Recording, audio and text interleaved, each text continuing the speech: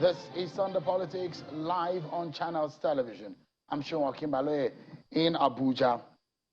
Well, it's been some very interesting past week in Nigeria as we've seen a very major decisions and policy decisions, policy statements coming out of the very top authorities in the Nigerian fiscal and economic sector. First was a decision or the statement made a few days ago by the central bank governor, Mr. Godwin Emefiele, when he announced that the Apex Bank would redesign the Nigeria's currency.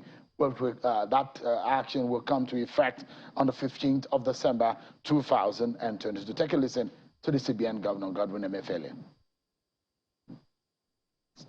The management of the CBN has sought and obtained the approval of President Muhammadu Buhari to redesign, produce, release, and circulate new series of banknotes at 200 Naira, 500 Naira, and 1,000 Naira levels.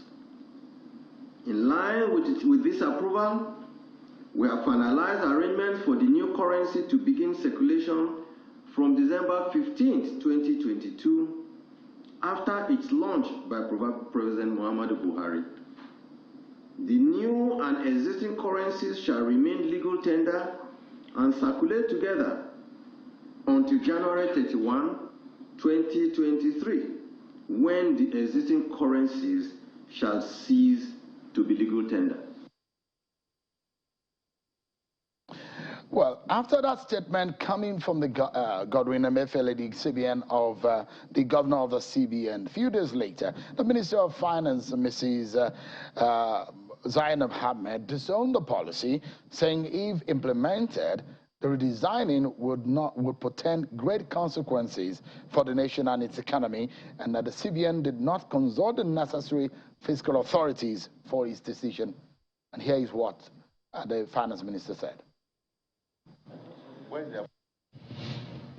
not consulted. It was an announcement that we heard. And I've seen, you two, you just saw the press release like every other body. Part of the reasons that was advocated is that's one of the ways to mop up liquidity to manage inflation. But there are also consequences that we're also looking at. What would the consequences be? There will be some benefits, but there will be some challenges. And I don't know whether the monetary authorities have actually looked very closely as to what the consequences are and then how they can be mitigated. So I still advise that you have that discussion with the monetary authorities. Not as the fiscal authority. Yeah. First of all, as a fiscal authority, we were not aware of it. It was an announcement. Secondly, I think that's one of the ways that they're trying to use to manage inflation. But there are consequences that also need to be considered and how to manage those consequences. Well, the CBN responded swiftly to what the Minister of Finance had to say. And let me quote part of what the CBN said. The CBN said that, in fact, the management, quote, the management of the CBN in line with provisions of Section 2, subsection B, Section 18, subsection A, and Section 19, A and B of the CBN Act 2007, had duly sought and obtained the approval of President Muhammadu Buhari in writing to redesign, produce, release, and circulate new bank notes, end of quote. That is coming from the CBN. And today, the President Muhammadu Buhari has responded, is corroborating what the story of the CBN governor, and in fact, saying he did give approval. And a statement from the presidency, the president said, we're telling some journalists in an interview, quote, people with illicit money buried under the soil will have a challenge with these, but workers, businesses with legitimate incomes will face no difficulties at all. As a background to what we're going to discuss tonight is a bigger picture of what these policy decisions and the engagement between the systems and the institutions that are involved is all about. Now, the world is facing some crises.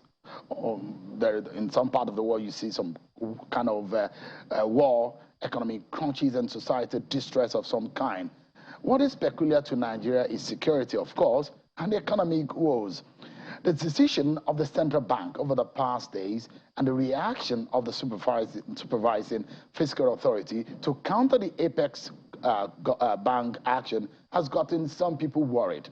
The decision had their effect almost immediately on the market. No matter what any optimist may say about the present state of the nation's economy, lessons from decisions made by countries like the Britain in Brexit decision and the dovetailing effect on their economy cannot be ignored.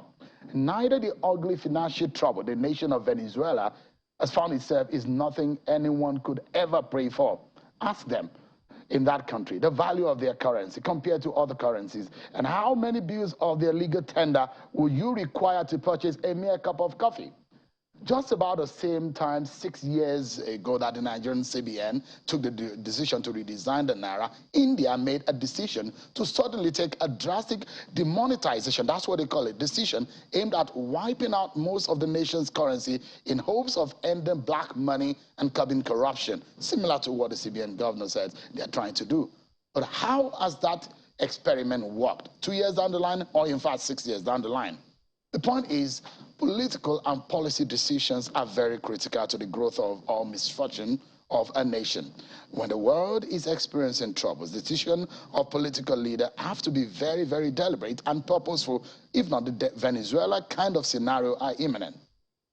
Don't forget, Venezuela are also a major oil-producing nation. We have some similarities, isn't it? Well, take a look at the economic situation in the country in the last 7 years. And I've brought some of these major indicators to the fore because it will form part of our conversation, which, of course, these indicators also tells you about the health of the Nigerian economy, from inflation rate to unemployment figures and inflation to all the debt burden.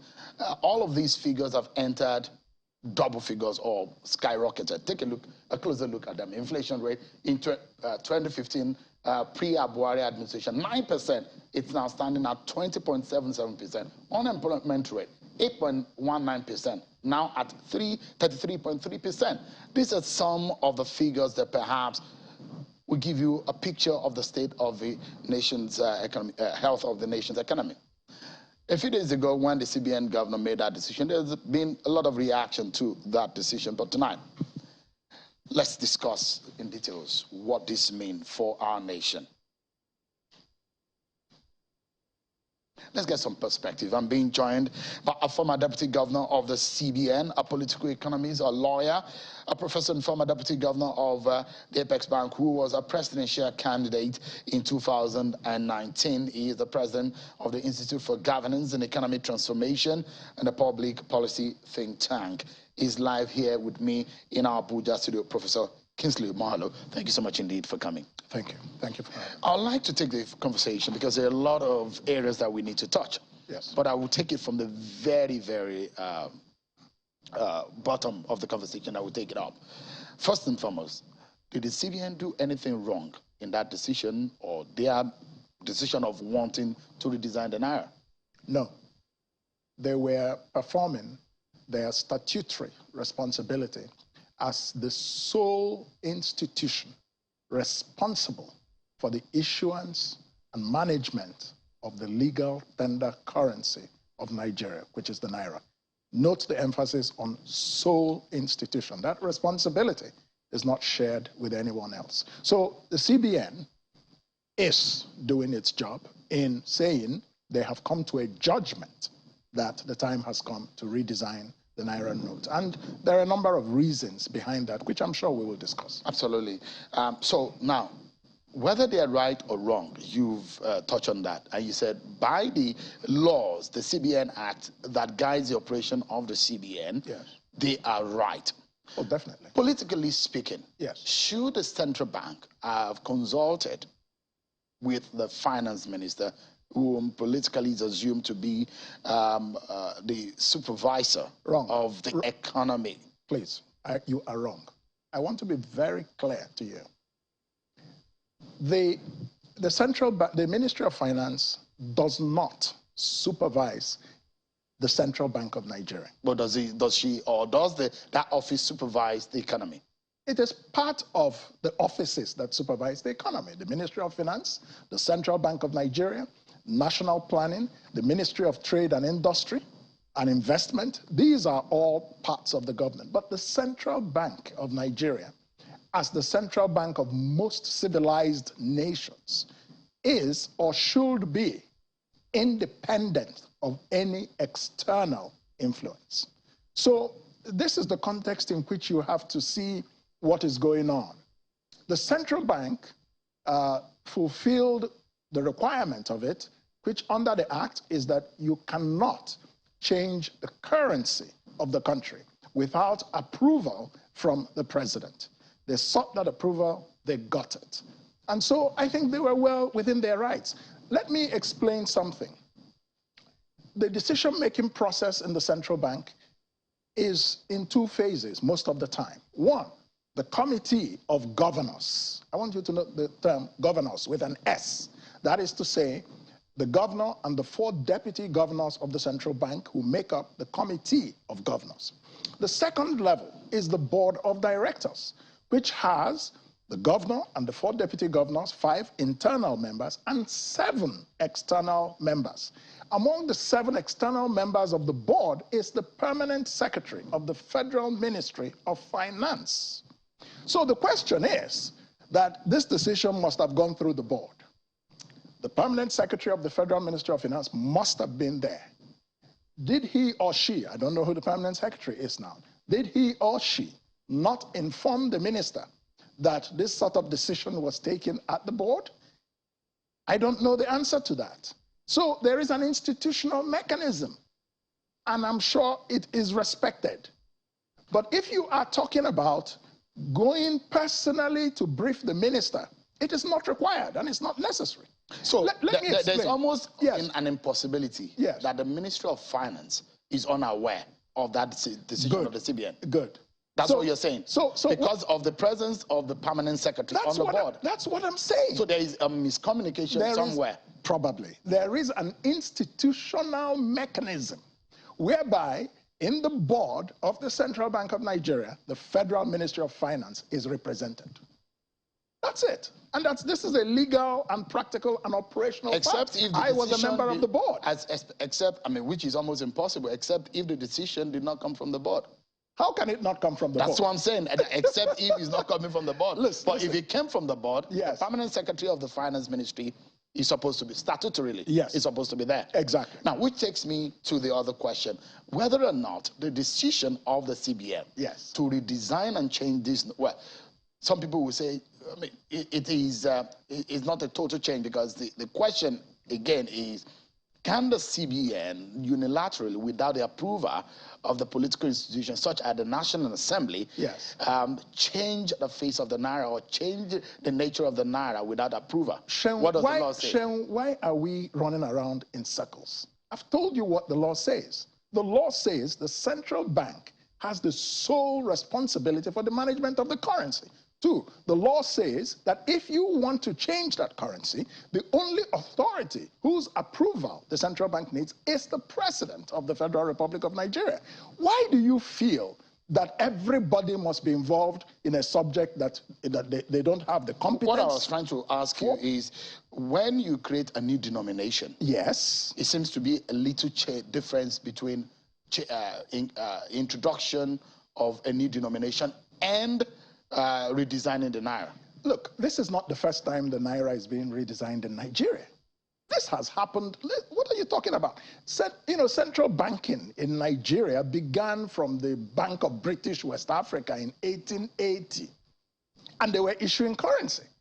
By 1912, the West African Currency Board took over.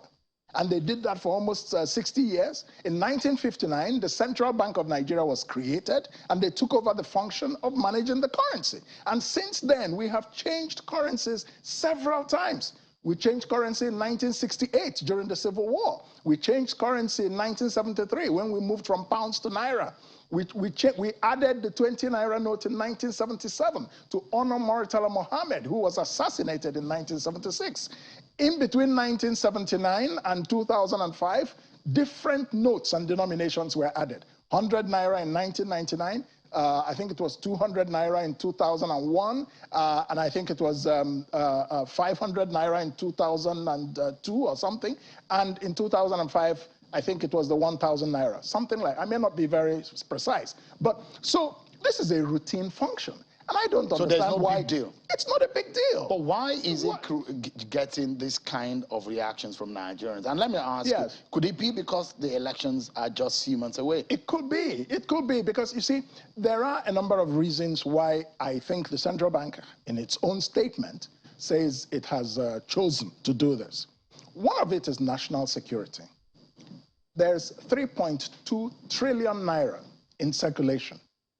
Out of 3.2 trillion Naira in circulation, which means when we say a currency is in circulation, it means it is outside of the central bank, either in the banks, deposit money banks, or in the hands of just individuals as cash, right? So 3.2 trillion Naira, 2.7 trillion of that is outside the banking system. That's more than 80%. That is a national security implication to start with. And you are coming close to elections. They've talked about, you know, there's the whole question of forgery. There's a lot of forgery of the Naira. That is a security issue. Then you have the matter of the fact that the currency in circulation doubled between 2015 and 2022, from 1.5 trillion to 3.2. There, the CBN itself, of course, has some questions to answer, because who issues notes in currency if not the central bank? So there are many reasons why they felt from a national security point of view. Then you have the matter of dirty money. Look, I'm a former deputy governor of the central bank. I went to a bank. This is the currency that I was given. It's so dirty. If you were a Nigerian, would you have confidence in this currency? It's annoying. So there's so much dirty notes. So you, for a larger percentage, you give the CBN a pass mark for making that decision. On this issue. Yeah, yes. but does he have a downside? Of course. Every decision has risks. So one of the risks, and we're already seeing it manifesting, is that if you want to withdraw such a large amount of currency from circulation, many of the people who are holding these currencies as cash are holding it not for very nice reasons. We know our politicians, many of them are hoarding money, many of them are buying dollars and hoarding cash for elections, right? So that's a criminal enterprise on its own. Should you, as a responsible central bank, just sit down and be watching them? But one of the consequences is that those of them who have criminal intentions, rather than submit all these trillions of cash into the banking system, some of them will go to the black market to buy dollars. That will put pressure on the Naira, and we're already seeing that happening. So the fear again is that when you make the decision, the fear is that people probably convert those hidden notes into dollars. Foreign currency. That's what I was just saying. Yeah. That's just what I was saying. But give us an understanding on cash in circulation, which is 6% of the entire Naira notes that are available, and the money supply, which is about 49 trillion. Yes. Well, you see, let me tell you something. When you talk about cash in circulation, cash in circulation is a very different thing from the money supply, because the money supply includes several other channels, including electronic banking payments, including central bank's own stock of currency. There are so many things that is the whole total money of the country. But the cash in circulation is what is an issue right now, because that's what people spend, and that's what people keep in the banks. And so that's the target of the CBN. And that's the target of the designing policy. Absolutely. Now, let's go into what is... Now, I forgot to mention, I think one of the reasons behind this decision is also, apart from the stated reasons, is an unorthodox way of trying to rein in inflation. You see, if there's too much cash in circulation, chasing too few goods, that is part of the inflation. But the reason I doubt if this will succeed in curbing inflation is because inflation in Nigeria today is driven by two main factors. One is the foreign exchange situation, you know, the pressure on the Naira. because we're an import-driven economy. The other issue, which may even be just as important, is the issue of food inflation, which is 60% of the inflationary pressure, food, and the security situation in this country, which has affected food production, especially in the north. So there are many factors, and so that's why, you know, if inflation was one of the reasons they did it, well, we'll have to see if it's successful too. Now, I spoke about the political manifestation or the political dynamics of this decision. And I was wondering if there could be a better way of handling this matter such that from the same government, you are hearing discordant tunes, and it's at the highest level. The president had to come in to say, I did the approval. What does this say about coordination and communication at the highest level of government? Very good. The first thing I will say in response to this question is that I am very surprised that the Minister of Finance made the comment she made publicly. If she felt she did not know about this, I'm sure there were channels through which she could have ventilated whatever frustrations she may have had. But I have already made clear that the proper channels were followed by the central bank. The Ministry of Finance used to supervise the central bank in the 70s and the 80s. But that arrangement did not work because it interfered with the performance of the central bank, because a central bank cannot perform well if it's not independent, given the nature of central banking functions. So in 1991, President Ibrahim Babangida decided that this situation was not working, and he issued a decree, I remember, decoupling the central bank from the Ministry of Finance in terms of reporting channel, and the central bank began to report directly to the president. This has been so for over 30 years in this country. Now, in terms of relationship between the central bank and the Ministry of Finance, of course it's a close relationship. I've explained to you that the permanent secretary of the Ministry of Finance is a member of the board of the CBN. This is an institutionalized channel of, you know, consultation and exchange of views. So I don't think it does not exist. When I was deputy governor of the central bank, Ngozi Okonjo-Iweala was Minister of Finance for most of that period. I was there for 5 years, and for 3 or 4 of those years, she was the minister. And she would always tell her colleagues that the central bank is independent, and she does not want to interfere in but is the central bank really independent in a real set of things? Good. That's a different question, because I myself have had criticisms of the current governor. Because now the question now is, if there is what played out publicly. Yes, but I was trying to land somewhere. Okay, please. I was trying to land somewhere. I was trying to say that we had a lot of consultation with the Minister of Finance then, Ngozi Okonjo-Iweala, because you could see she was a very experienced and very exposed and intellectually robust, you know, person who understood why the central bank should be independent and had no ego issues. So for that reason, there was a lot of consultation. For example, when President Jonathan was setting up the economic management team, it was done in 2 phases. One, the economic management team under the president himself, which included the Minister of Finance, Okonjo-Iweala, included the governor of the bank, Sanusi, and included myself as a nominee of Sanusi. She asked the governor, do you want to nominate anyone else apart from yourself? And Sanusi nominated me. So he and I represented the central bank in the economic management team. But that's because that team was headed by the president. I want to be very clear what I'm saying. There was another level, the economic management team, which was now headed by the Minister of Finance and the Minister of the Economy. Remember, she had 2 titles, Coordinating Minister of the Economy. That committee or that team, I, as deputy governor, represented the central bank, because the central bank governor cannot subject himself to the supervision of the finance minister. He could subject himself to a team headed by the president. So I want you to understand these things. And many of us don't know these things, and people opine about things on which they have no knowledge. And I'd like to draw your attention to these, and perhaps give Nigerians an understanding of what could have been happening. Yes. Could this lack of coordination that we saw, yes. I mean, this is what it looks like, yes. Have been, I mean, the product or the health of the nation's economy?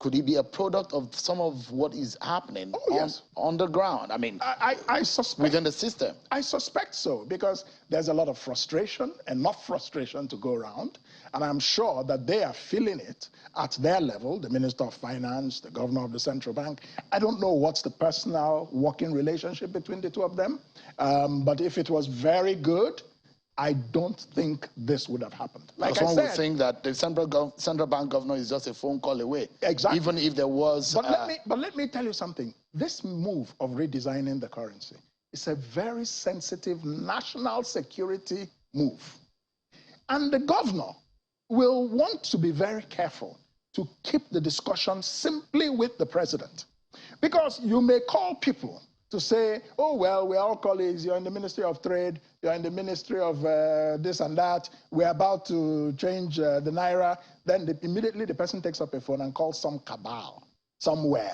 Hey, look at what the central bank is about to do, move your money. Now, I'm not saying that, you know, that is the picture. That is what would have happened. But there's a possibility. But there's a possibility. Let me ask you this, and this is fundamental, Prof. Yes.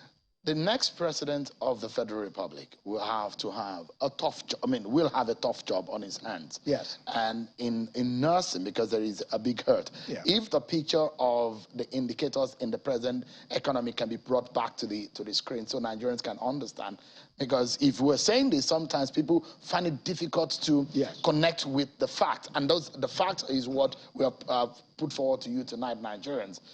It's going to be a big job. And anybody that is going to be the nation's president, next president, will do a work of a medical doctor, a mechanical engineer, a chemical engineer on the economy of the, because there's a lot of work to be done. Absolutely. Now, we've seen and heard Bola Tinubu, Atiku Abubakar speak on the economy. In fact, Peter Obi. And their manifestos, those are the indicators there for you Nigerians to see. What kind of thought is coming into your mind, or what kind of decision do you think the next president must take, and urgent ones? The first thing that must happen is that the next president must lead the building of an elite consensus on the development of Nigeria, focusing mostly on poverty, not just economic growth, which is just numbers, but 100 million Nigerians are living in extreme poverty. What do we do about it? What is required, first of all, is the political will, the political consensus among the elite that this country, if it goes up in flames, our wealth is not safe. Therefore, let's do everything we can. Let's make sacrifices for the greater good rather than just pursuing our own narrow interest. The president should lead this conversation. The second thing the president should do is that the president must set out some clarity on a philosophical direction for the economy.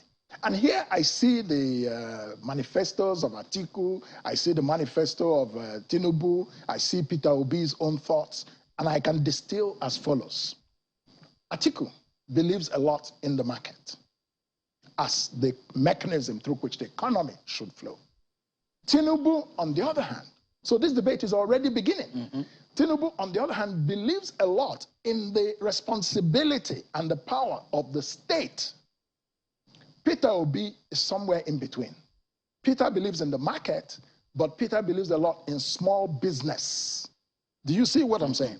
So already it is becoming clear where the philosophical leanings of these major candidates are. Here is the challenge that they all face. In China, in South Korea, in Brazil, hundreds of millions of human beings have been moved from poverty to prosperity by market mechanisms. That is to say, the market, or sort of managed capitalism. You saw China do it. They moved away from socialism and began to operate their economy as a more or less free market economy. And this was able to lift a lot of citizens from poverty. But there's a problem. The market is not perfect. And even in the most capitalist countries like America, we see the state involved. So Tinubu, on his own hand, is looking at that model. But what's the point? In Nigeria, we don't have a capable state to drive service delivery, the economy. So That's, the truth is in between. It's going to be a very interesting It is one. a And these are very some of the interesting engagements challenge. that we're hoping to have with some of these political, presidential candidates as we go into the. I would have loved you to mention, to touch on the Venezuela, the Indian scenario that I brought up. The Indian situation was the same thing. They moved from socialism closer to the market. But the market cannot, look, what do you call it? Telecommunications deregulation. Remember NITEL? Look at the telecommunication industry today. But that's because that particular privatization and deregulation worked. What Atiku, if he were to become president, must guard against, if he likes the market, is to make sure it doesn't become a crony capitalism. That is me and my friends sharing the booty. That must be avoided. Very insightful there. Professor Kingsley Moghalu, a lawyer, economist, and a former deputy governor of the central bank, and indeed, of course, a former presidential candidate in 2019. Thank you so much indeed for coming tonight. Thank you very much for having me.